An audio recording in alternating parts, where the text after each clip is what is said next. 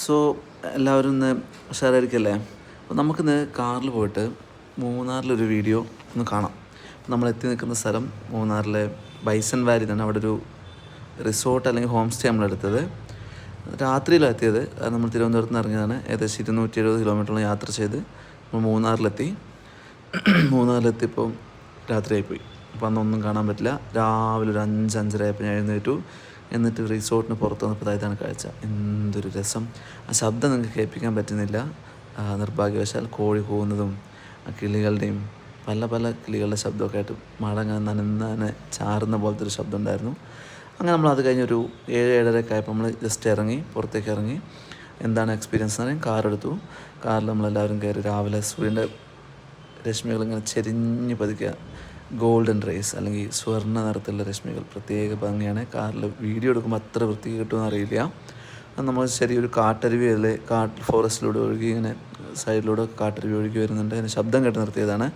കാരണം നല്ല ഭംഗിയാണ്. പക്ഷേ ഇറങ്ങാനായിട്ടുള്ളൊരു ബുദ്ധിമുട്ട് അവിടെ ഉണ്ട്. കാരണം വഴി കൃത്യമല്ലായിരുന്നു. നമ്മൾ യാത്ര തുടർന്ന് കുറച്ചും കൂടി ദൂരെ പോയപ്പോൾ നമ്മൾ മാങ്കുളം എന്ന് പറഞ്ഞൊരു ഏകദേശം മാങ്കുളം ആനക്കുളം നമ്മൾ കേട്ടിട്ടുണ്ടാകും മൂന്നാറിൽ. അവിടെ ആനകൾ കുളിക്കാൻ വരുന്ന സ്ഥലമാണ്.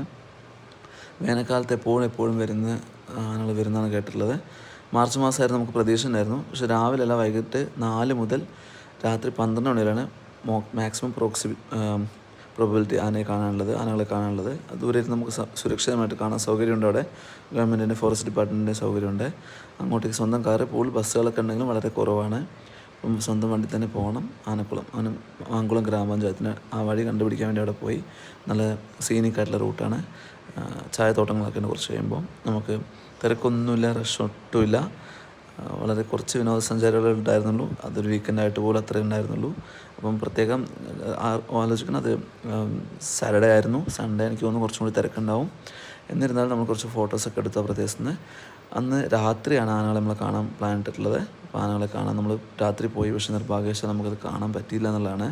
കാരണം ആ ദിവസം ആന വന്നില്ല, തിരിച്ചു പോരേണ്ടി വന്നു. പിറ്റേ ദിവസം എന്ത് ചെയ്തു, നമ്മൾ ഘാട്ട് റോഡ് ബൈസൺ വാലിയിലുള്ളൊരു യാത്രയാണ്. എൻ്റെ കുട്ടിക്ക് വളരെ ആഗ്രഹമായിരുന്നു സൺറൂഫിൽ കയറി നിൽക്കുന്നത്. നമ്മുടെ പുതിയ കുശാക്കാരാണ്.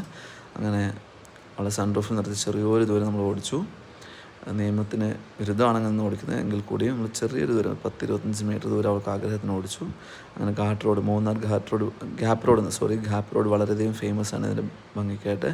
മൂന്നാർ മലനിരകൾക്കിടയിലൂടെ ചെറിയൊരു ഗ്യാപ്പിലൂടെയാണ് റോഡ് ഉണ്ടാക്കിയിട്ടുള്ളത്. അതുകൊണ്ട് 2 സൈഡ് നമുക്ക് വൃത്തി കാണാം.